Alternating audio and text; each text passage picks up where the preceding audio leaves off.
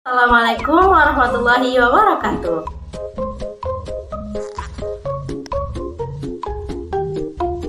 Halo adik-adik, perkenalkan sebelumnya nama kakak Widya Fitri. Nah, pada kesempatan kali ini kakak akan menjelaskan materi mengenai permasalahan ekonomi dan sistem ekonomi. Nah, adik-adik tahu nggak sih apa itu permasalahan dan sistem ekonomi? Atau adik-adik pernah dengar nggak sebelumnya mengenai permasalahan ekonomi dan sistem ekonomi? Daripada penasaran, yuk tonton video ini sampai habis. Nah, dalam video kali ini kita akan membahas mengenai dua pokok pembahasan. Pembahasannya pertama mengenai masalah ekonomi. Masalah ekonomi itu terbagi dari dua. Ada masalah ekonomi klasik dan juga masalah ekonomi modern. Apa sih perbedaan antara masalah ekonomi klasik dan masalah ekonomi modern? Masalah ekonomi klasik itu terbagi menjadi tiga bagian. Yang pertama, masalah produksi. Produsen menentukan bagaimana menghasilkan barang dan jasa agar bisa memenuhi beragam kebutuhan yang muncul. Masalah yang kedua yaitu masalah distribusi. Jadi, dalam masalah distribusi ini, distributor harus memastikan bagaimana barang dan jasa sampai kepada konsumen yang membutuhkan dengan baik. Yang masalah ketiga yaitu masalah konsumsi. Konsumen harus menentukan apakah barang dan jasa yang beredar dapat dikonsumsi sesuai dengan kebutuhan yang ada. Kemudian ada masalah ekonomi modern. Setelah kita membahas masalah ekonomi yang pertama, yaitu masalah ekonomi klasik, berikutnya ada masalah ekonomi modern. Nah, untuk masalah ekonomi modern ini, ada apa aja sih? Oke, yang pertama ada what, yang berarti barang apa yang akan diproduksi. Kedua ada how, bagaimana cara memproduksi. Cara memproduksi ini menekankan kepada teknik produksi yang akan digunakan untuk memproduksi suatu barang. Masalah yang ketiga yaitu masalah for whom.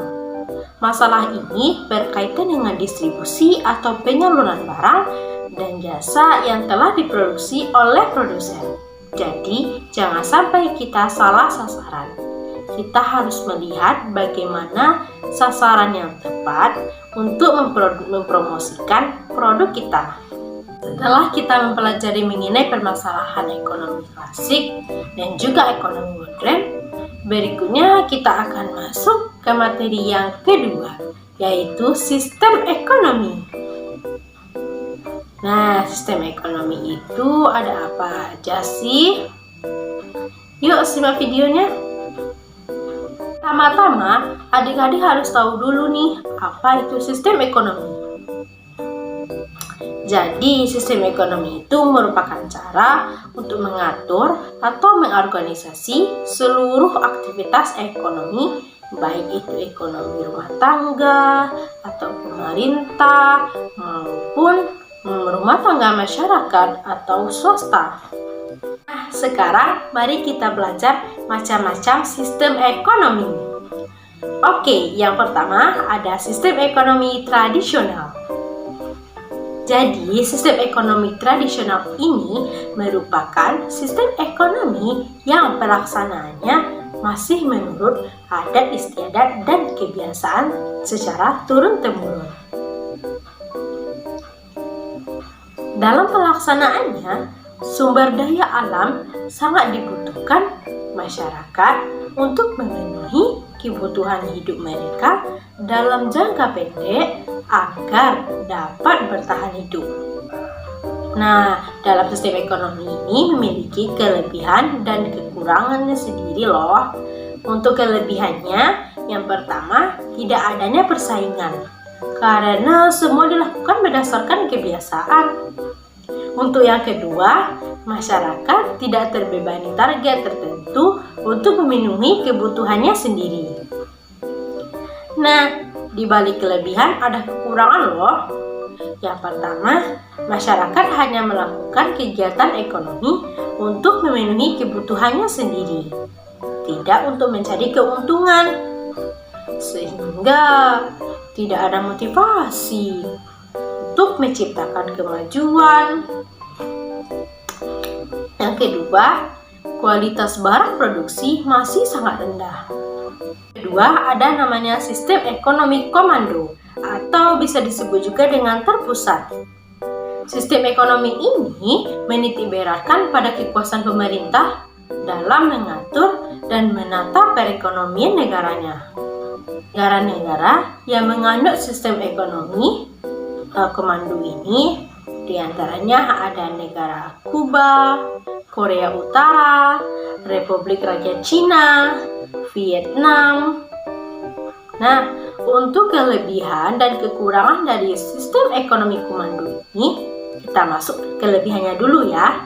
Untuk kelebihannya pertama, mudah melaksanakan distribusi pendapatan pemerintah. Karena pemerintah bertanggung jawab penuh atas kegiatan perekonomian. Nah, untuk yang kedua, pengendalian dan pengawasan mudah dijalankan. Nah, berikutnya ada kekurangan dari sistem ekonomi ini. Yang pertama, tidak adanya kebebasan untuk berusaha. Yang kedua, hak milik perorangan tidak diakui. Dan yang ketiga, kreativitas masyarakat itu berkurang karena masyarakat tidak diizinkan untuk mengelola perekonomian atau untuk membuka suatu usaha sesuai dengan kreativitasnya. Nah, yang ketiga ada yang namanya sistem ekonomi liberal atau bisa juga kita sebut dengan pasar.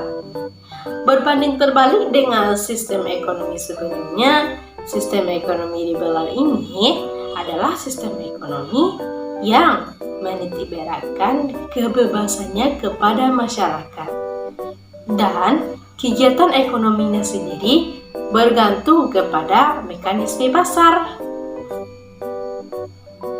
Nah, untuk negara-negara yang menerapkan sistem ekonomi ini antara lain ada Swedia, Belanda, dan juga Prancis. Nah, untuk sistem ekonomi ini ada kelebihan dan kekurangan loh. Untuk kelebihannya sendiri, yang pertama, setiap masyarakat atau individu bebas melakukan kegiatan ekonomi sesuai dengan keahlian dan keterampilannya sendiri.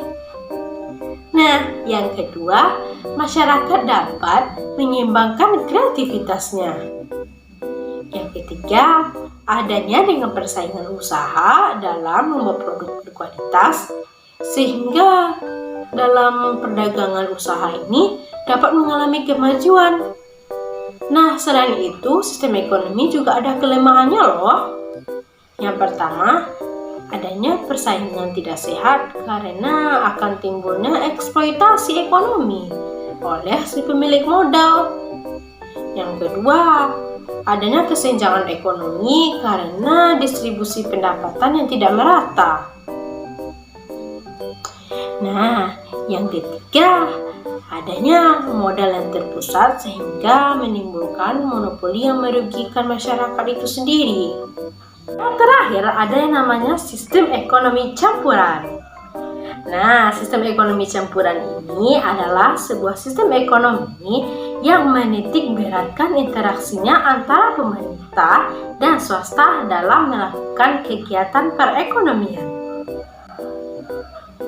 Nah, pada penerapan sistem ini, pemerintah dan juga swasta memiliki peran yang seimbang, sehingga sistem ini banyak diterapkan oleh banyak negara, termasuk Indonesia. Nah, untuk kelebihan dari sistem ekonomi campuran ini, yang pertama, pertumbuhan ekonomi terjaga kestabilannya. Yang kedua, inisiatif dan juga kreativitas masyarakat bisa berkembang. Dan yang ketiga, campur tangan pemerintah bisa meminimalkan monopoli usaha oleh pihak swasta. Nah, untuk kekurangan dari sistem ekonomi campuran ini, yang pertama, campur tangan pemerintah yang lemah memungkinkan adanya sistem ekonomi pasar. Nah, begitu juga sebaliknya. Yang kedua, si campur tangan pemerintah yang kuat ini dapat bisa mendekati sistem ekonomi komando. Yang ketiga, adanya kesulitan dalam memenuhi kebutuhan masyarakat yang sangat beragam. Nah, sekian dulu ya video kita untuk kali ini. Berikutnya, kita akan bertemu di video yang lainnya dengan materi yang berbeda. Untuk itu, kakak pamit undur diri ya. Saya, Widya Fitri, mengucapkan Assalamualaikum warahmatullahi wabarakatuh.